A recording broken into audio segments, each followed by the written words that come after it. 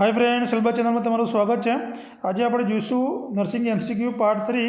હવે આગળની જે પીડીએફ બાકી છે હું મારા ટેલિગ્રામ ચેનલ પર શેર કરી દઈશ। ટેલિગ્રામ છે હેલ્થ બસ બરાબર 1K ઉપર સબસ્ક્રાઈબર છે, એમાં જોઈન થઈ જજો અને ત્યાં મોસ્ટ આઈએમપી મટીરિયલ પણ હું સેન્ડ કરતો રહું છું।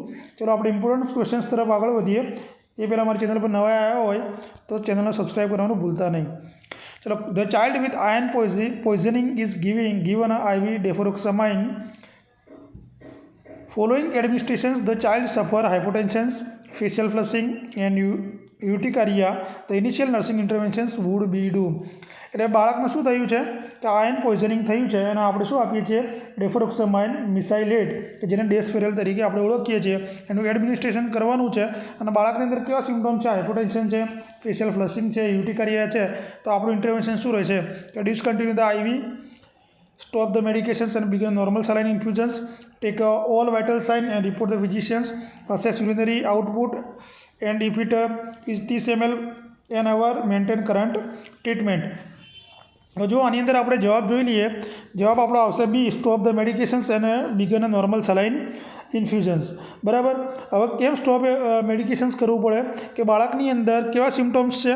એક હાઇપોટેન્શનનું સિમ્ટમ્સ છે, ફેશિયલ ફ્લશિંગ છે, યુટિકારિયા છે, એટલે આપણે એને ડેફોરેક્સામાઇન આપીએ છીએ। આ સિમ્ટમ્સ શું ઇન્ડિકેટ કરે છે કે બાળકને એલર્જીક રિએક્શન છે। શું છે? એક યાદ રાખજો, એક પોઈન્ટ કે એલર્જીક રિએક્શન છે બરાબર।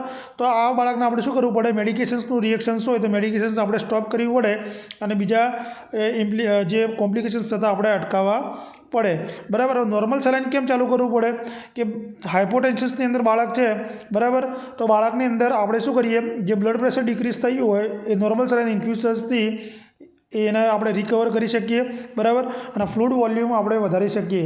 શું કરી શકીએ? ફ્લુઇડ વોલ્યુમ આપણે વધારી શકીએ કાની અંદર કે ઇન્ટ્રાવાસ્ક્યુલર સ્પેસની અંદર બરાબર, જેથી બ્લડ સર્ક્યુલેશન્સ અને જે આપણું બ્લડ પ્રેશરના સર્ક્યુલેશન્સની અંદર સપોર્ટ રહે છે બરાબર।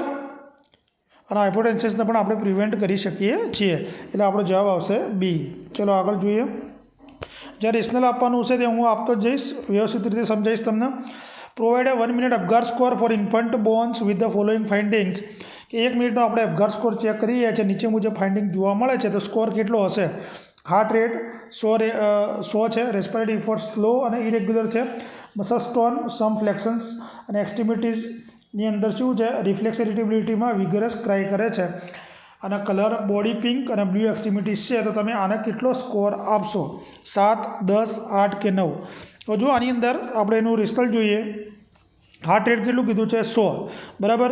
તો હાર્ટ રેટ અબવ 100 હોય તો આપણે એને કેટલા પોઈન્ટ આપીએ? 2 પોઈન્ટ આપીએ। ક્લિયર? હવે રેસ્પિરેટરી ઇફોર્ટ કેવો કીધો છે? સ્લો અને ઇરેગ્યુલર, એટલે એને આપણે આપીશું 1 પોઈન્ટ। મસલ સ્ટોન કેવો કીધો છે? સમ ફ્લેક્શન છે, એટલે એને આપણે 1 પોઈન્ટ આપીશું બરાબર। રિફ્લેક્સ ઇરિટેબિલિટી કેવી છે? વિગોરસ ક્રાય કરે છે, એટલે એને આપણે આપીશું 2। ક્લિયર? અને કલર બોડી પિંક અને બ્લુ એક્સ્ટ્રીમિટીઝ છે, એટલે આપણે એને 1 આપીશું। એટલે આપણો જવાબ આવશે 2, 1, 3, 4, 6 ને 1, 7 આપણો જવાબ રહેશે બરાબર। અપગાર સ્કોર આપણે શેના માટે ઉપયોગમાં લઈએ છીએ કે બાળકનું 2 રીતે થાય, 1 મિનિટ પર પણ તમે કરી શકો અને 5 મિનિટ પર અપગાર સ્કોર આપણે ચેક કરતા હોઈએ છીએ, એમાં બાળકની આપણે કન્ડિશન્સનો ખ્યાલ આવી જાય છે। હવે જો હાર્ટ રેટ નોર્મલ આપણે કેટલો કહીએ કે 100 કરતાં વધારે હોય તો આપણે 2 સ્કોર આપીએ છીએ, 100થી ઓછું હોય તો આપણે 1 આપીએ છીએ, અને 0 હોય તો આપણે એબસન્ટ આપીએ છીએ। યાદ રાખજો આ। ક્લિયર? હવે રેસ્પિરેટરી ઇફોર્ટની વાત કરીએ તો 2 તમે ક્યારે આપો? રેસ્પિરેટરી ઇફોર્ટની અંદર કે બેબી ક્રાય સ્ટ્રોંગલી કરે તો તમે 2 આપશો, ક્રાય વીક કરે તો 1 નંબર આપીશું, અને જો ક્રાય ના કરે તો રેસ્પિરેટરી ઇફોર્ટ આપણે 0 આપીશું। ક્લિયર? મસલ સ્ટોનની વાત કરીએ તો બેબી એક્ટિવ મોશન્સની અંદર હોય, એક્ટિવ મોશન્સની અંદર 2 આપશો તમે બરાબર, અથવા ફ્લેક્સ એક્સ્ટ્રીમિટીઝ હોય તો પણ બરાબર। હવે બાળકની અંદર સમ ફ્લેક્શન્સ હોય તો એને આપણે 1 સ્કોર આપીશું બરાબર, અને 0 ક્યારે આપશો કે બાળકના મસલ સ્ટોનની અંદર કોઈ મુવમેન્ટ ના હોય તો આપણે એનો 0 આપીશું। ક્લિયર? અને રિફ્લેક્સ ઇરિટેબિલિટીની અંદર 2 ક્યારે આપશો તમે કે બેબી ગ્રીમેસ હોય બરાબર, ગ્રીમેસ હોય અથવા એનો જે ક્રાઇઝ હોય, રડતું હોય એ વિગોરસલી હોય બરાબર। જ્યારે આપણે સ્ટિમ્યુલેટ કરીએ બેબીને ત્યારે વિગોરસલી રડે તો એને આપણે 2 આપીશું બરાબર। હવે બેબીને મિનિમલ ક્રાય સાથે ફેશિયલ ગ્રીમેસ હોય તો એને 1 નંબર આપીશું, અને કોઈ રિસ્પોન્સ સ્ટિમ્યુલેશન્સનો ના આપે તો એને આપણે 0 આપીશું. કલરની અંદર બેબી કમ્પ્લીટલી પિંક બોડી હોય, બરાબર, પામ સોલ પિંક હોય તો 2 નંબર આપીશું, અને પિંક વિથ બ્લુ એક્સ્ટ્રીમિટીઝ હોય તો એને આપણે 1 નંબર આપીશું, અને બ્લ્યુઝ હોય પેલ અથવા બ્લુ હોય બેબી તો એને 0 નંબર આપીશું. ક્લિયર? આ તો અપઘાર સ્કોર યાદ રાખજો આ રીતે. અને એની અંદર 5 ઇમ્પોર્ટન્ટ પૂછાય છે કે ભાઈ શું શું આવશે. જો હાર્ટ રેટ, પછી respiratory effort, muscle stone, reflex ઇરિટેબિલિટી અને કલર, આ 5 વસ્તુ અપઘાર સ્કોરની અંદર આપણે ચેક કરવાની હોય છે. તમને ઊંધું કઈ રીતે પૂછે, તમને એવું પૂછે કે નીચેનામાંથી શું નહીં આવે, તો રેસ્પિરેટરી રેટ આપ્યો હશે, બરાબર, તો રેસ્પિરેટરી રેટ આવતો નથી, એફોર્ટ આવે છે, એટલે યાદ રાખજો આ. Clear? Client has been diagnose being pre eclamptic. Pre એક્લેમ્પ્સિયાનું ડાયગ્નોઝ થયું છે તો physicians order magnesium sulphate. Magnesium sulphate is use to management of pre eclampsia for. તો કે પ્રી એક્લેમ્પ્સિયાની અંદર મેનેજમેન્ટની અંદર આપણે MgSO4નો કેમ ઉપયોગ કરીએ છીએ કે સિઝરને પ્રિવેન્ટ કરવા માટે, યુટાઇન કોન્ટ્રાક્શન્સને પ્રિવેન્ટ કરવા માટે, સેડેશન્સને પ્રિવેન્ટ કરવા માટે, કે ફિટલ લંગ્સ પ્રોટેક્શન્સ માટે. જુઓ પહેલાં પ્રી એક્લેમ્પ્સિયા અને એક્લેમ્પ્સિયા વિશે તમે સમજી લો કે પ્રી એક્લેમ્પ્સિયાની કન્ડિશનમાં શું થઈ જાય, આપણું બ્લડ પ્રેશર વધી જાય. શું વધી જાય? બ્લડ પ્રેશર્સ વધી જાય, અને એની સાથે સાથે પ્રોટીનુરિયા જોવા મળતો હોય છે, અને ખાસ કરીને 20 વીકની પ્રેગ્નન્સીમાં જોવા મળે છે પ્રી એક્લેમ્પ્સિયાની અંદર, બરાબર. હવે એક્લેમ્પ્સિયા શું છે કે પ્રી એક્લેમ્પ્સિયાનું કોમ્પ્લિકેશન છે, અથવા સિવિયર સ્ટેજ પણ તમે કહી શકો, અથવા સિવિયર કોમ્પ્લિકેશન્સ પણ કહી શકો. એની અંદર સાથે સાથે શું જોવા મળશે, તમને સીઝર્સ જોવા મળશે. હવે જે મેગ્નેશિયમ સલ્ફેટ છે એ કેવું ડ્રગ છે, એન્ટી કન્વલ્ઝન પ્રોપર્ટી છે, બરાબર. એ સીઝરને પ્રિવેન્ટ કરવા માટે આપણે જનરલી એનો ઉપયોગ કરતા હોઈએ છીએ. એટલે આ કામ શું કરે, ઘણીવાર એવું એક્ઝામમાં પૂછી લે કે આ શું કરશે કે જે એસિટાઇલ કોલાઇન હોય રિલીઝ થતું હોય એને શું કરશે, બ્લોક કરવાનું કામ કરશે. જે માયોન્યુરલ જંકશન છે, બરાબર, માયોન્યુરલ જંકશન્સની અંદરથી જે આપણું એસિટાઇલ કોલાઇન સિક્રેટ થાય છે એને બ્લોક કરવાનું કામ કરતું હોય છે. ન્યુરોટ્રાન્સમીટર છે, બરાબર, એસિટાઇલ કોલાઇન, જેના પરિણામે શું થાય, જે વધારે પડતી ન્યુરોનલ એક્ટિવિટી થતી હોય એ બ્લોક થઈ જાય, બરાબર. ચલો હવે આગળ જોઈએ. તો આની અંદર આપણો જવાબ હશે પ્રિવેન્શન ઓફ સીઝર, બરાબર. જો આમાં ઓપ્શન વાઇઝ આપણે વિચારીએ તો પ્રિવેન્શન ઓફ સીઝર્સની અંદર એ મેગ્નેશિયમ સલ્ફેટ શું કામ કરશે, તો આપણે CNSને ડિપ્રેશન્સ કરવાનું કામ કરશે, એટલે સીઝર્સને આપણે પ્રિવેન્ટ કરી શકીએ છીએ, બરાબર. અને બીજું શું કરશે કે જે ન્યુરોમસ્ક્યુલર ટ્રાન્સમિશન્સ હોય એને રિડ્યુસ કરશે, અને એસિટાઇલ કોલાઇનને બ્લોક કરશે, બરાબર. એટલે આપણો જવાબ એ આવશે. બીજું યુટ્રાઇન કોન્ટ્રાક્શન્સની વાત કરીએ, પ્રિવેન્શન ઓફ યુટ્રાઇન કોન્ટ્રાક્શન્સની અંદર કે જો આ એક ટોકોલાઇટિક એજન્ટ પણ છે, ઘણીવાર એક્ઝામમાં પૂછાય છે. તો મેગ્નેશિયમ સલ્ફેટ એક ટોકોલાઇટિક એજન્ટ છે. એ શું કરે છે કે જે આપણે યુટ્રાઇનના જે સ્મૂથ મસલ્સ હોય એને રિલેક્સ કરવાનું કામ કરે છે, અને કોન્ટ્રાક્શન્સને ઇન્હિબિટ કરે છે, બરાબર. એટલે આનો ઉપયોગ ખરો આની અંદર, પણ પ્રાઇમરી યુઝ એક્લેમ્પ્સિયાની અંદર આનો યુઝ આપણે કરતા નથી. મેગ્નેશિયમ સલ્ફેટનો આપણે ઉપયોગ કરીએ છીએ, બરાબર. બીજી મેડિકેશન્સમાં ધારો કે બીટા એડ્રીજેનિક હોય, એગોનિસ્ટ હોય, બીટા એડ્રીજેનિક એગોનિસ્ટ હોય, કેલ્શિયમ ચેનલ બ્લોકર હોય, એ અમુક વાર શેના માટે આપણે ઉપયોગ કરીએ છીએ કે પ્રીટર્મ લેબર હોય, હાઇપરટેન્શન્સ હોય, કંટ્રોલ હાઇપરટેન્શન્સ કરવા માટે આ દવાઓનો આપણે ઉપયોગ કરીએ છીએ. હવે સેડેશન્સની આપણે વાત કરીએ તો મેગ્નેશિયમ સલ્ફેટથી શું થાય, સેડેટિવ ઇફેક્ટ આવે ખરી. શાના કારણે? કારણ કે સેન્ટ્રલ નર્વસ સિસ્ટમ આપણે શું થાય, આનાથી ડિપ્રેસ થઈ જતું હોય છે, બરાબર. પણ આમાં પ્રાઇમરી ઇન્ડિકેશન્સ આનું છે નહીં. ફિટલ લંગ પ્રોટેક્શન્સ ચોથો ઓપ્શન છે આપણો. હવે જો આમાં શું થાય કે ફિટલ લંગ પ્રોટેક્શન્સની અંદર આપણે મેગ્નેશિયમ સલ્ફેટ આલીએ તો જે આપણે ન્યુરો પ્રોટેક્ટિવ ઇફેક્ટ ફિટલ બ્રેનની અંદર થવી જોઈએ એ પ્રીટર્મ બર્થમાં થતી હોય છે, એટલે આ પ્રાઇમરી યુઝ છે નહીં મેનેજમેન્ટની અંદર. ક્લિયર? ચલો આગળ. In the client with the diagnosis of coronary artery disease, the nurse would anticipate the complications of bradycardia with occlusions of which coronary artery. Coronary artery disease diagnosis થયું છે દર્દીની અંદર. હવે દર્દીની અંદર બ્રેડીકાર્ડિયા કોમ્પ્લિકેશન્સ થયું છે. શું થયું છે? બ્રેડીકાર્ડિયા થયું છે. તો કઈ કોરોનરી આર્ટરીના કારણે આ થઈ શકે? Right coronary artery, left main coronary artery, કે સર્કમફ્લેક્સ કોરોનરી આર્ટરી, કે left anterior descending coronary artery.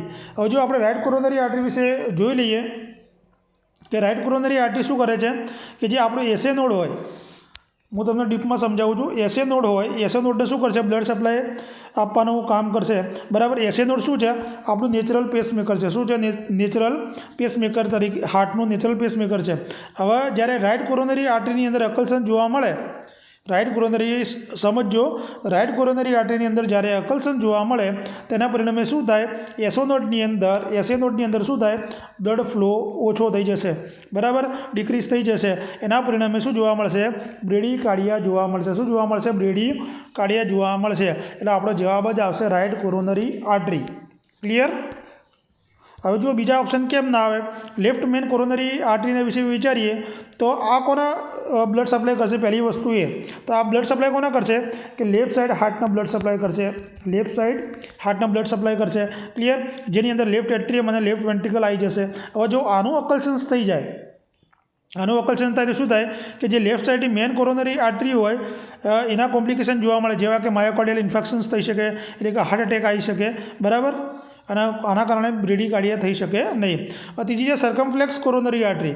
જો સર્કમફ્લેક્સ કોરોનરી આર્ટરી છે એ કોના બ્લડ સપ્લાય કરશે, લેફ્ટ એટ્રિયમ્સ અને લેફ્ટ વેન્ટ્રિકલના અમુક પોર્શન્સની અંદર આ બ્લડ સપ્લાય કરશે. કોને યાદ રાખજો, એક્ઝામમાં પૂછાય છે સર્કમફ્લેક્સ આર્ટરી ઘણીવાર લેફ્ટ એટ્રિયમના અને લેફ્ટ વેન્ટ્રિકલના અમુક પોર્શન્સની અંદર એ કરશે. જો આનું અકલ્સન્સ જોવા મળે તો શું થાય, આના કારણે ઇસ્ચેમિયા અને ઇન્ફેક્શન્સની કન્ડિશન્સ થાય. યાદ રાખજો, ઇસ્ચેમિયા અને ઇન્ફેક્શન્સની કન્ડિશન સર્કમફ્લેક્સ કોરોનરી આર્ટરીમાં બ્લડ સપ્લાય ઘટવાના કારણે થઈ શકે છે.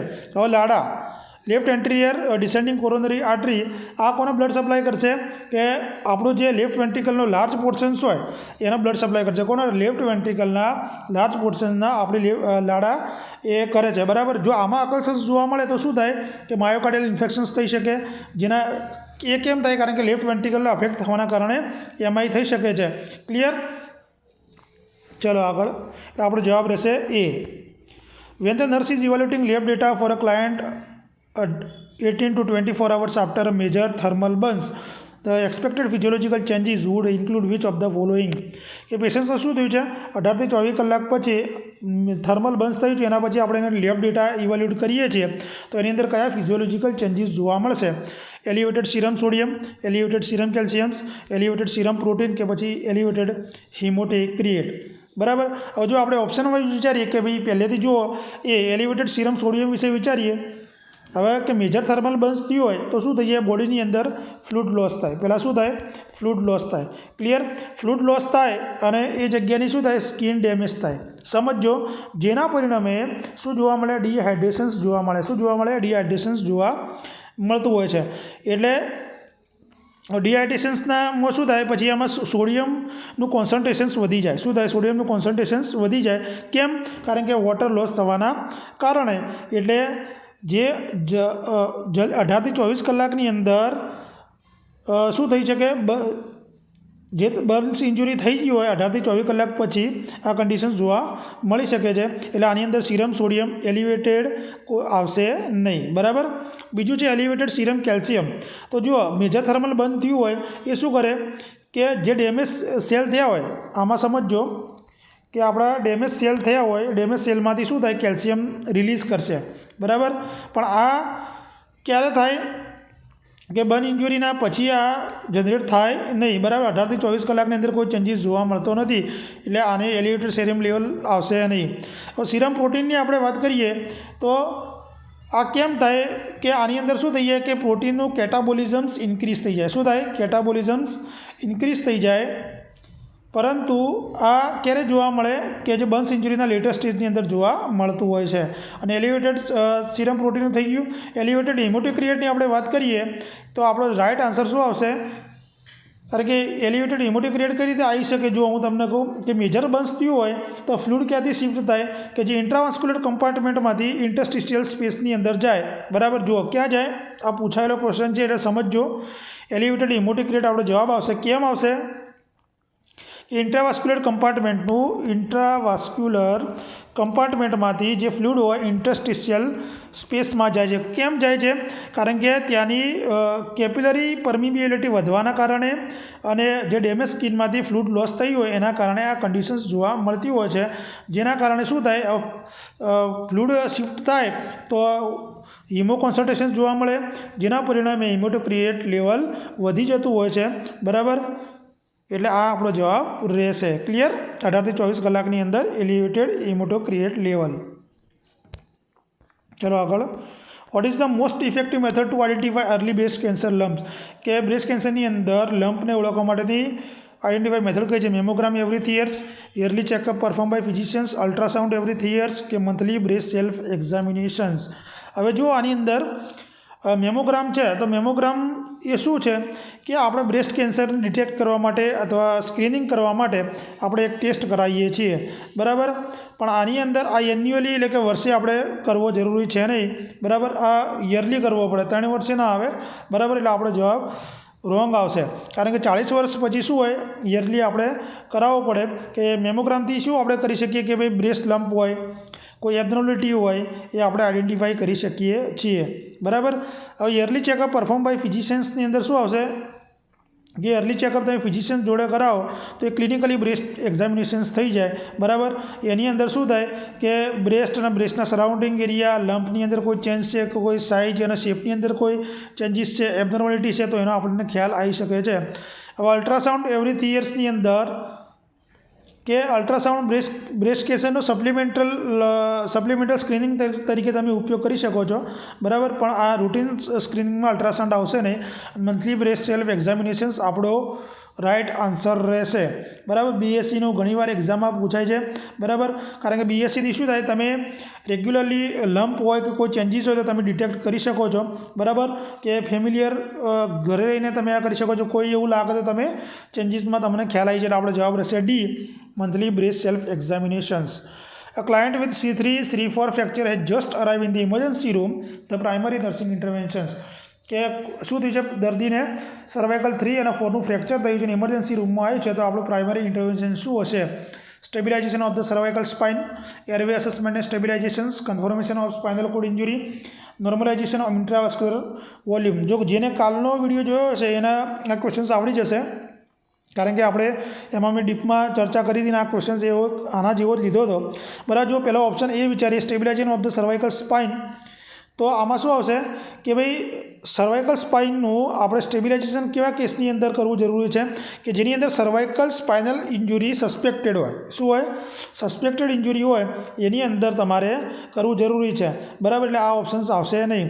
બી એરવે અસેસમેન્ટ એન્ડ સ્ટેબિલાઇઝેશન્સ, કે આ શું હોય, સર્વાઇકલ ઇન્જુરી થયું હોય એટલે આની અંદર શું હોય કે જે C3 અને C4ના હાયર લેવલ ઉપર આપણે શેનું છે, બ્રિધિંગ કોમ્પ્રોમાઇઝ થઈ શકે છે, બરાબર.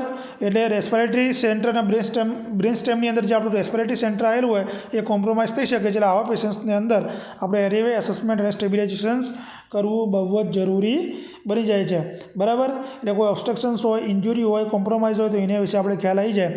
હવે કન્ફર્મેશન સ્પાઇનલ કોડ ઇન્જુરી માટે તમે શું કરશો કે સ્પાઇનલ કોડ ઇન્જુરીનું કન્ફર્મેશન્સ માટે તમે પેશન્ટ્સના અત્યારથી ઇમરજન્સી રૂપમાં આવ્યું હોય એટલે તમારે શું કરવું પડે, એને ક્લાયન્ટની પહેલાં પ્લાનિંગ અને કેર અને ટ્રીટમેન્ટ ઉપર ફોકસ કરવું પડે, બરાબર. એરવે અને સ્ટેબિલાઇઝ પહેલાં કરવો પડે, પછી આપણે એ તરફ જઈ શકીએ છીએ, બરાબર. નોર્મલાઇઝેશન ઓફ ઇન્ટ્રાવાસ્ક્યુલર વોલ્યુમની અંદર આ પણ ઇમ્પોર્ટન્ટ છે, કારણ કે ટ્રોમાનું પેશન્ટ છે એટલે આપણે ઇન્ટ્રાવાસ્ક્યુલર વોલ્યુમ પણ મેન્ટેન કરવો જરૂરી છે.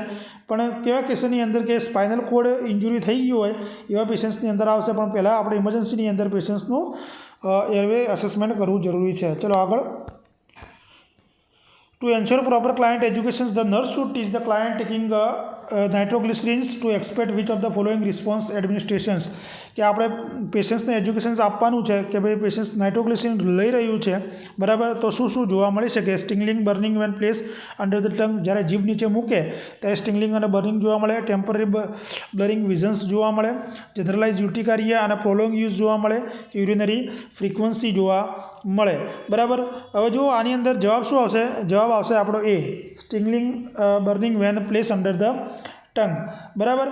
કેમ કે નાઇટ્રોગ્લિસરીન આપણે કઈ માર્ગે લઈએ છીએ કે સબલિંગ્વલી આપણે લેતા હોઈએ છીએ. સબલિંગ્વલી એટલે કે જીભના નીચે આપણે મૂકતા હોઈએ છીએ. અને જનરલી એન્જાઇના પેક્ટોરિસ અને જે ચેસ્ટ પેન હોય છે, ચેસ્ટ પેનની કન્ડિશન્સની અંદર આપણે આ દવા આપતા હોઈએ છીએ, બરાબર. હવે આની જે કોમન સાઇડ ઇફેક્ટ્સ છે નાઇટ્રોગ્લિસરીનમાં કે જ્યારે તમે એડમિનિસ્ટ્રેશન કરતા હોય ત્યારે સ્ટિંગલિંગ અને બર્નિંગ સેન્સેશન જોવા મળતું હોય છે, બરાબર. હવે બીજું છે ટેમ્પરરી બ્લરિંગ વિઝન્સ. હવે ટેમ્પરરી બ્લરિંગ વિઝન્સ આનું કોઈ સબલિંગ્વલ નાઇટ્રોગ્લિસરીનનું કંઈ લેવા દેવા છે નહીં. બ્લર વિઝન્સ બીજી મેડિકેશન્સથી જોવા મળે. ધારો કે તમે એન્ટી હાઇપરટેન્સિવ ડ્રગ્સ લેતા હોય તો એની અંદર બ્લર વિઝન્સ થઈ શકે છે. જનરલાઇઝ યુટિકારિયા અને પ્રોલોંગ યુઝની અંદર શું આવશે કે આની અંદર નાઇટ્રોગ્લિસરીનમાં પણ આનો કોઈ રોલ નથી, બરાબર. હવે યુટિકારિયા શું છે કે એક જનરલાઇઝ એલર્જીક રિએક્શન છે. શું છે? જનરલાઇઝ એલર્જીક રિએક્શન છે મેડિકેશન્સનું, ક્લિયર, અથવા કોઈ પણ જાતનું એલર્જન હોય એનું. હવે યુરિનરી ફ્રીક્વન્સીની અંદર યુરિનરી ફ્રીક્વન્સી પણ આમાં જોવા મળતી નથી, બરાબર. પણ નાઇટ્રોગ્લિસરીન શું છે? પ્રાઇમરીલી કાર્ડિયોવાસ્ક્યુલર પર ઇફેક્ટ કરતી હોય છે. એ શું કરશે કે બ્લડ વેસલ્સને ડાયલેટ કરવાનું કામ કરે. નાઇટ્રોગ્લિસરીન શું કરશે? વાઝોડાયલેટર છે, એટલે બ્લડ વેસલ્સને ડાયલેટ કરશે અને બ્લડ ફ્લોને ઇન્ક્રીઝ કરશે અને ચેસ્ટ પેનને રિલીવ કરવાનું કામ કરે છે, ક્લિયર. એટલે આપણો જવાબ રહેશે એ. આગળ, nursing care for the substance abuse client expressing alcohol withdrawal delirium include. હવે સબસ્ટન્સ એબ્યુઝવાળો દર્દી છે, એને આલ્કોહોલ વિડ્રોવલ એક્સપિરિયન્સ આવે છે ડેલિરિયમને, તો શું કરશો? Maintain seizure precautions, restrict fluid intake, increasing sensory stimuli, applying ankle and wrist restraint. હવે જો આની અંદર આપણો જવાબ શું આવશે પછી આપણે સમજી લઈએ. જવાબ આવશે કે ભાઈ આલ્કોહોલ વિડ્રોવલ ડેલિરિયમવાળો પેશન્ટ્સ હોય તો આપણે મેન્ટેન સીઝર પ્રિકોશન્સ કરવા પડે, બરાબર. કેમ એ આવશે એ જવાબ જોઈ લઈએ, બરાબર. આલ્કોહોલ વિડ્રોવલ ડેલિરિયમને આપણે ડેલિરિયમ ટ્રેમર્સ તરીકે પણ ઓળખીએ છીએ, યાદ રાખજો. ડેલિરિયમ ટ્રેમર્સ તરીકે પણ આપણે ઓળખીએ છીએ, બરાબર. આલ્કોહોલ વિડ્રોવલનું સિવિયર મેનિફેસ્ટેશન છે, જેની અંદર કન્ફ્યુઝન્સ, એજિટેશન્સ, હેલ્યુસિનેશન્સ, ઓટોનોમિક હાર્પે એક્ટિવિટી પણ જોવા મળે છે અને ઘણીવાર સીઝર પણ જોવા મળે છે આલ્કોહોલ વિડ્રોવલ્સની અંદર, બરાબર. અને એક્યુટ વિડ્રોવલના એક્યુટ ફેઝની અંદર પણ આ જોવા મળી શકે છે, ક્લિયર. હજુ ઓપ્શન બી છે રિસ્ટ્રિક્ટ ફ્લુઇડ ઇન્ટેક. તો આની અંદર આલ્કોહોલ વિડ્રોવલ પેશન્ટ્સને આપણે રિસ્ટ્રિક્ટ ફ્લુઇડ ઇન્ટેક ના કરી શકીએ, કારણ કે આલ્કોહોલ વિડ્રોવલવાળું પેશન્ટ ઓલરેડી ડિહાઇડ્રેશનનું રિસ્ક એની અંદર રહેલું છે, કેમ કે બહુ સ્વેટિંગ થવાના કારણે, વોમિટિંગ થવાના કારણે, ડાયરિયા થવાના કારણે શું થઈ શકે, એની અંદર ફ્લુઇડ લોસ વધી જતું હોય છે. એટલે આપણે હાઇડ્રેશન્સ મેન્ટેન પેશન્ટ્સની અંદર કરવું પડે, એટલે રિસ્ટ્રિક્ટ આપણે ના કરી શકીએ. ઇન્ક્રીઝ સેન્સરી સ્ટિમ્યુલાઈની અંદર કે ભાઈ આ કોન્ટ્રા ઇન્ડિકેટેડ હોય, કારણ કે આલ્કોહોલ વિડ્રોવલવાળું ડેલિરિયમવાળું પેશન્ટ હોય એ ઓલરેડી એના શું હોય, સેન્સરી પરસેપ્શન્સ વધારે પડતા જોવા મળતા હોય છે. ધારો કે હેલ્યુસિનેશન્સ જોવા મળે, એજિટેશન્સ જોવા મળે અને સેન્સરી સ્ટિમ્યુલાઈ વધી જતી હોય છે, બરાબર. એટલે આ એમાં વધારો કરે. એપ્લાય એન્કલ એન્ડ રિસ્ટ રિસ્ટેન્સની અંદર કે આ પણ શું છે, રિસ્ટેન કે અમુક રિસ્ટેનમાં કોઈ જરૂરી છે નહીં, કારણ કે આલ્કોહોલ વિડ્રોવલ પેશન્ટ્સની અંદર તમે રિસ્ટેન યુઝ કરશો તો શું થઈ શકે, પેશન્ટની સેફટી માટે તમે કરી રહ્યા હોય છે પણ ઇન્ટરવેન્શન્સ કરવામાં આપણને ફેલ જઈ શકે છે, ક્લિયર. ચલો આગળ, proper positioning of the child who is Bryant tractions. કે બ્રાઇન ટ્રેક્શન્સમાં બાળકની પોઝિશન કઈ આપીશું? Both hip flex at 90 degree angle with the knee extended and buttocks elevated off the bed. Both legs extended at the hips are not flexed. The affected leg extended with the slight hip flexions. Both hip and knees maintained at a 90 degree flexion angle and back flat on the bed. હવે જો brine ટ્રેક્શન્સ તમને ખબર હોવી જોઈએ કે brine ટ્રેક્શન્સનો ઉપયોગ generally આપણે બાળકોની અંદર ઓર્થોપેડિક કન્ડિશન્સની અંદર આપણે ઉપયોગ કરીએ છીએ, અને ખાસ કરીને કોન્જિનેટલ હિપ ડિસલોકેશન અથવા ડિસ્પ્લેસિયા, એટલે હિપ ડિસલોકેશન ડિસ્પ્લેસિયાની અંદર આપણે આનો ઉપયોગ કરીએ છીએ. તો બ્રાઇન ટ્રેક્શન્સની અંદર પ્રોપર પોઝિશન્સ આપવી હોય તો એની અંદર આપણે જે હિપ હોય, હિપને બદલે 90 ડિગ્રી ફ્લેક્સ કરવા પડે, અને જે ની હોય નીને આપણે એક્સટેન્ડ કરવા પડે, અને બટોક્સથી અને બેડથી એલિવેટેડ કરવા પડે. તો અંદર આપણો જવાબ આવશે એ આપણો સાચો આન્સર રહેશે, કારણ કે આ પોઝિશન્સ આપવાથી શું થાય કે હિપ જોઈન્ટની અંદર જે ટેન્શન્સ હોય એ ટેન્શન્સને આપણે રિડ્યુસ કરી શકીએ છીએ અને પ્રોપર એલાઇનમેન્ટ કરી શકીએ છીએ ફ્યુમરલ હેડથી, બરાબર. કે એસેટેબ્યુલમ કેવિટીની અંદર જે ફ્યુમરનો હેડ હોય એને આપણે શું કરી શકીએ, પ્રોપર એલાઇનમેન્ટ કરી શકીએ છીએ. અને આ શું કરે છે, પ્રોપર ટેક્શન્સ છે ને, પ્રોપર પોઝિશન્સ મેન્ટેન કરવાની અંદર પણ હેલ્પરૂપ થાય છે, બરાબર. ઓપ્શન્સ બીની અંદર આપણે જો લેગ એક્સટેન્ડેડ અને હિપ નોટ ફ્લેક્સવાળું છે એ ના કરવું જોઈએ, કેમ કે શું થાય, આનાથી પ્રોપર પોઝિશનિંગ તમે મેન્ટેન કરી શકો નહીં, બરાબર. જે બ્રાઇન્ટનો જે પ્રોપર પોઝિશન તમે મેન્ટેન કરી શકો નહીં. સીની અંદર પણ શું છે કે જ્યારે તમે હિપને ફ્લેક્સ કરવા જાઓ તો શું થઈ જાય કે જે ટ્રેક્શન્સ હોય, ધારો કે રસેલ ટ્રેક્શન્સ હોય એ બ્રાઇન્ટની અંદર એપ્રોપ્રાઇટ આની અંદર આ આવશે નહીં, રસેલ્સ માટે ચાલે, ક્લિયર. ચલો આગળ જોઈએ. Haemotympanum and otorrhoea are associated with which of the following head injury. કે હેડ ઇન્જરીની અંદર ઓટોરિયા અને હિમેટોટિમ્પેનમ શાના કારણે સંકળાય છે? બેઝિકલ સ્કલ ફ્રેક્ચર, સબડ્યુરલ હિમેટોમા, એપિડ્યુરલ હિમેટોમા કે પછી ફ્રન્ટલ લોબ ફ્રેક્ચર્સ. તો જો આની અંદર આપણો શું જવાબ આવશે? આની અંદર આપણો જવાબ આવશે બેઝિલર સ્કલ ફ્રેક્ચર આવશે, બરાબર. હવે જો પહેલાં તમને એ ખબર હોય છે હેમેટો ટિમ્પેનમ એટલે શું, કે આની અંદર શું થાય કે જો આપણો ઇયર ડ્રમ હોય, ઇયર ડ્રમના પાછળના ભાગની અંદર બ્લડ ભરાય, એને શું કહીએ છીએ આપણે હેમેટો ટિમ્પેનમ તરીકે ઓળખીએ છીએ. અને ઓટોરિયા એટલે શું થાય કે ભાઈ CSF ત્યાંથી ડ્રેન થાય અથવા ઇનર કેનાલમાંથી બ્લડ પણ આવી શકીને આપણે શું કહીએ છીએ ઓટોરિયા એક જાતનું ઇન્ફેક્શન છે. બરાબર, કે જે બેઝિલસ સ્કલ ફ્રેક્ચર સાથે આ બંને સિમ્ટમ્સ સંકળાયેલા છે હેડ ઇન્જુરીની અંદર. સબડ્યુરલ હેમેટોમાની અંદર શું થાય કે જે આપણું ડ્યુરામીટર અને એરેકોનોમીટર હોય, ડ્યુરામીટર અને એરેકોનોમીટર વચ્ચે શું થાય બ્લડનું કલેક્શન જોવા મળે બ્રેનમાં, એના આપણે શું કરીએ છીએ સબડ્યુરલ હેમેટોમા કહીએ છીએ. અને સબડ્યુરલ હેમેટોમા હેડ ટ્રોમા હોય એના સાથે સંકળાયેલું છે. ક્લિયર. એપિડ્યુરલ હેમેટોમા કોને કહેશો તમે, કે એની અંદર સ્કલ અને ડ્યુરામીટર વચ્ચે બ્લડ કલેક્શન્સ થાય એના આપણે એપિડ્યુરલ હેમેટોમા તરીકે ઓળખીએ છીએ. અને આ ક્યારે જોવા મળે, આ પણ હેડ ટ્રોમાના કારણે જોવા મળતા હોય છે. ફ્રન્ટલ લોબ ફ્રેક્ચર્સની આપણે વાત કરીએ તો આ પણ હેડ ટ્રોમાના કારણે થઈ શકે છે. બરાબર, પણ હિમેટોમ અને ઓટોરિયા સાથે સંકળાયેલું છે નહીં. બરાબર, આની સાથે બીજા સિમ્ટમ્સ જોવા મળે જેવા કે બ્રુઝિંગ, સ્વેલિંગ જોવા મળે, લોકલ ટેન્ડરનેસ જોવા મળે, એ જગ્યા પર ફ્રેક્ચર પણ જોવા મળે. બરાબર, એટલે આપણે જવાબ આવશે બેઝિલર સ્કલ ફ્રેક્ચર. ક્લિયર.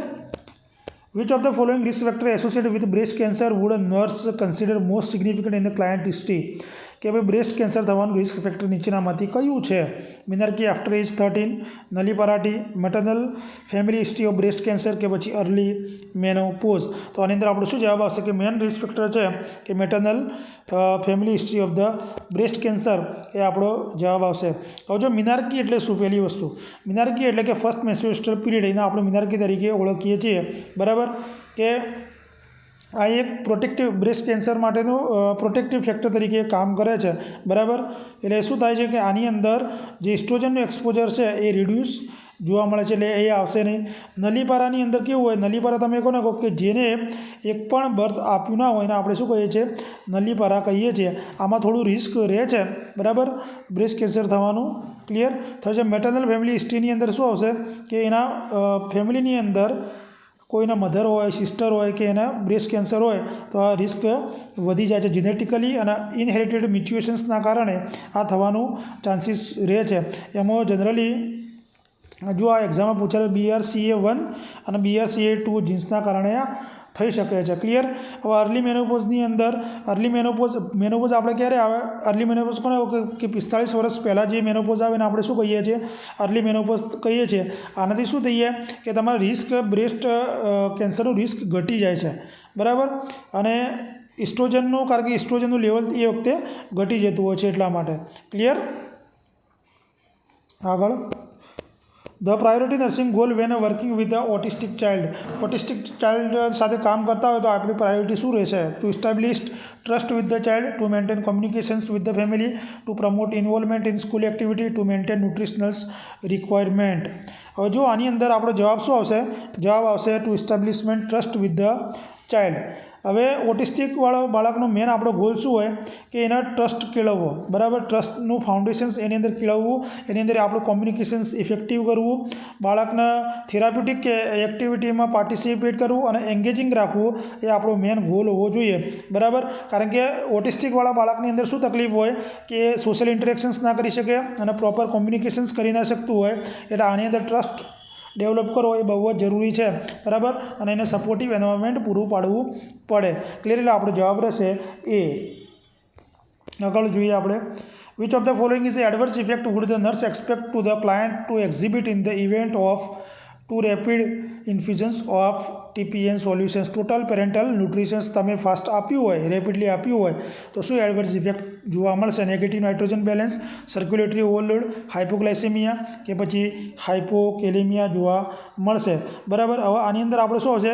જો TPN એટલે શું કે TPNની અંદર પેશન્ટ્સ કે પોતાની જાતે ઓરલ અથવા એન્ટરલ ન્યુટ્રિશન્સ ના લઈ શકતો હોય તો આપણે શું કરીએ છીએ પેશન્ટના IV ન્યુટ્રિશન્સ આપીએ છીએ અને આપણે શું કહીએ છીએ ટોટલ પેરેન્ટલ ન્યુટ્રિશન્સ તરીકે ઓળખીએ છીએ.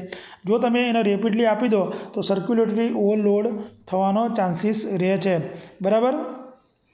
હવે નેગેટિવ નાઇટ્રોજન બેલેન્સ ક્યારે જોવા મળે કે જ્યારે વધુ પડતો નાઇટ્રોજન એક્સક્રિએટ થાય ત્યારે આ કન્ડિશન્સ જોવા મળે છે. બરાબર, અને રેપિડ TPNમાં જોવા મળતું નથી. ક્લિયર. સર્ક્યુલેટરી ઓવરલોડ આપણો જવાબ આવશે. એટલે સર્ક્યુલેટરી ઓવરલોડ કેમ જોવા મળશે? કારણ કે જે આપણે ફ્લૂડ છે એનો વોલ્યુમ શું થાય, ઇન્ફ્યુઝ કરીએ અને વધી જાય ત્યારે જે કાર્ડિયોવાસ્ક્યુલર સિસ્ટમની કેપેસિટી પર ઇફેક્ટ કરતા હોય છે, પરિણામે ફ્લૂડ ઓવરલોડ, પલ્મોનરી એડિમા અને કન્જેસ્ટિવ હાર્ટ ફેલિયર થઈ શકે છે. હવે હાઇપોગ્લાયસેમિયા, કારણ કે ટીપીએન સોલ્યુશન્સની અંદર શું હોય છે, ગ્લુકોઝ હોય છે, એટલે બોડીને એનર્જી પ્રોવાઈડ કરે છે. હવે તમે ટીપીએન રિપીટલી આલશો તો શું થઈ જાય, ગ્લુકોઝનું લેવલ વધી જશે, એટલે અહીંયા હાઇપોગ્લાયસેમિયા હાઇપરગ્લાયસેમિયાની કન્ડિશન્સ થઈ શકે છે. હવે હાઇપોકેલેમિયાની અંદર, હાઇપોકેલેમિયા તમે કોને કહેશો કે લો પોટેશિયમ લેવલ, બરાબર. જ્યારે તમે ટીપીએનનું સોલ્યુશન્સ રેપિડલી આપો તો ઇલેક્ટ્રોલાઇટ ઇમ્બેલેન્સ જોવા મળશે કે જેની અંદર હાઇપોકેલેમિયા પ્રોલોંગ આપો તો થઈ શકે છે, બરાબર. ઇમિડિયેટની અંદર થતું નથી. ચલો આગળ. Most common site for central line catheterisation. Central line કેથેટરાઇઝેશનની most common site internal jugular vein, femoral vein, radial vein કે પછી બ્રેકિયલ વેન. તો જો સેન્ટ્રલ લાઇન કેથેટર એ શું છે કે આની અંદર આપણે શું કરીએ છીએ, કેથેટર ઇન્સર્ટ કરીએ છીએ કે જે આપણી લાર્જ સેન્ટ્રલ વેન હોય એની અંદર આપણે શું કરીએ છીએ, કેથેટર ઇન્સર્ટ કરીએ છીએ. શાના માટે? ધારો કે કોઈ મેડિકેશન્સ આપવી હોય, ફ્લૂડ આપવું હોય, બ્લડ પ્રોડક્ટ્સ આપવા હોય, પેરેન્ટલ ન્યુટ્રિશન્સ આપવું હોય, બરાબર, અને હિમોડાયનેમિક મોનિટરિંગ કરવું હોય તો એના માટે આપણે સેન્ટ્રલ લાઇન કેથેટર નાખતા હોઈએ છીએ. એના માટે બેસ્ટ સાઇટ છે આપણી ઇન્ટરનલ જુગ્યુલર વેન. ક્લિયર. હવે ઇન્ટરનલ જુગ્યુલર વેન કેમ છે કે ભાઈ ઇન્ટરનલ જુગ્યુલર વેન છે ને ઇઝીલી આપણે જોઈ શકીએ છીએ, બરાબર, અને ઇઝીલી પ્રિફર કરી શકીએ છીએ ઇન્સર્શન માટે ને ઇઝીલી આપણે જોઈ શકીએ છીએ. ક્લિયર. અને લાર્જ હોય છે, એ કેવી હોય છે, એકદમ લાર્જ હોય છે, અને લાર્જ કેથેટરને આપણે અંદર ઇન્સર્ટ કરી શકીએ છીએ. Clear. Which is the potential complications of central line placement. Central line પ્લેસમેન્ટનું પોટેન્શિયલ કોમ્પ્લિકેશન કયું છે? હિમોથોરેક્સ, લીવર લેસરેશન્સ, ન્યુમોથોરેક્સ કે સ્પ્લીન લેસરેશન્સ. તો આની અંદર આપણો શું જવાબ આવશે કે જો સેન્ટ્રલ લાઇન તમે પ્લેસમેન્ટ કર્યું હોય, બરાબર, કેથેટરના લાર્જ વેનની અંદર ઇન્સર્ટ કર્યું હોય, ધારો કે તમે નેકમાંથી કરી હોય તો ઇન્ટરનલ જુગ્યુલર વેનમાંથી આપણે કરીએ, ધારો કે ચેસ્ટમાંથી કરી હોય તો સબક્લિવન વેનમાંથી કરીએ, ગ્રોઈંગમાંથી કરી હોય તો ફિમોરલ વેનમાંથી કરીએ. તો સેન્ટ્રલ લાઇન પ્લેસમેન્ટની અંદર કેવું છે, આ જનરલી સેફ પ્રોસિજર છે, પણ અમુક વાર રિસ્ક રહેતું હોય છે કે જેની અંદર ખાસ આપણો જવાબ શું આવશે, ન્યુમોથોરેક્સ આવશે, બરાબર. હવે જો હિમોથોરેક્સ એટલે શું થાય કે હિમોથોરેક્સ કોઈ કોમ્પ્લિકેશન આનું નથી, બરાબર, સેન્ટ્રલાઇઝ નથી, પણ એની અંદર શું થઈ જાય કે પ્લુરલ કેવિટીની અંદર બ્લડ જમા થઈને આપણે શું કહીએ છીએ, હિમોથોરેક્સ તરીકે ઓળખીએ છીએ. હવે લીવર લેસરેશન લીવરની અંદર કોઈ જે જાતનું ટ્રોમા થયું હોય ત્યારે જોવા મળતું હોય છે. ધારો કે કોઈ પેનિટ્રેટ ઇન્જુરી થઈ ગઈ હોય, મોટર વેહિકલ એક્સિડન્ટ થયું હોય તો લીવર લેસરેશન જોવા મળતું હોય છે. આ ન્યુમોથોરેક્સ આનો મેન કોમ્પ્લિકેશન છે, બરાબર, કારણ કે તમે જ્યારે ઇન્ટરનલ જુગ્યુલર વેનથી નાખો અથવા સબક્લિવન વેનથી તમે નાખતા હોય ત્યારે આ થઈ શકે છે. એટલે ન્યુમોથોરેક્સ તમે કોને કહેશો કે ભાઈ પ્લુરલ કેવિટીની અંદર એર હોય એને આપણે ન્યુમોથોરેક્સ તરીકે ઓળખીએ છીએ. એ પાર્શિયલ અથવા જે લંગ્સના કમ્પ્લીટલી કોલેપ્સ કરી શકે છે, બરાબર. હવે સ્પ્લીન લેસરેશન્સમાં શું આવશે કે આ કોઈ કોમ્પ્લિકેશન્સ નથી, આ પણ ટ્રોમાના કારણે એબડોમન પર કોઈ ટ્રોમા થયું હોય તો પણ થઈ શકે છે. ધારો કે બ્લન્ટ ફોર્સ ઇન્જુરી થઈ હોય તો પણ સ્પ્લીન લેસરેશન્સ થઈ શકે છે. હવે Hickman catheter use in chemotherapy administration is otherwise called. Hickman catheter આપણે કીમોથેરાપીની અંદર યુઝ કરીએ છીએ તો એને બીજું નામ કયું છે? Peripheral inserted central catheter, central line tunnel venous catheter, IV catheter કે પછી પોટેજ કેથેટર. હવે જો પહેલાં હિકમેન કેથેટર એ શું છે કે એક સેન્ટ્રલ વિનસ કેથેટરનો એક પ્રકાર છે કે જ્યારે તમારે લોંગ ટર્મ કરવાનું હોય કોઈ બી medications, long term fluid, blood કે પ્રોડક્ટ યા કીમોથેરાપી તમારે લોંગ ટર્મ આપવાની હોય ત્યારે આપણે આનો ઉપયોગ કરીએ છીએ, અથવા બ્લડ સેમ્પલ લેવા હોય તો પણ આપણે આનો ઉપયોગ કરતા હોઈએ છીએ, બરાબર. આ કેથેટરને આપણે શું કરીએ છીએ, સ્કિનના નીચે ટનલ કરીએ છીએ અને ત્યાંથી લાર્જ જે સેન્ટ્રલ વેન હોય ત્યાંથી આપણે ઇન્સર્ટ કરીએ, બરાબર. ખાસ કરીને સબક્લિવન વેન અથવા જુગ્યુલર વેન તમે લેતા હોય છે, બરાબર. આની અંદર આપણો જવાબ આવશે સેન્ટ્રલ લાઇન કેથેટર. ક્લિયર. બી આ જવાબ રહેશે. આ જ તો આજના સુધીનો આપણો વિડીયો ગમે તો લાઇક શેર જરૂર કરજો. વિડીયો જોવા માટે બધાનો આભાર. Thank you.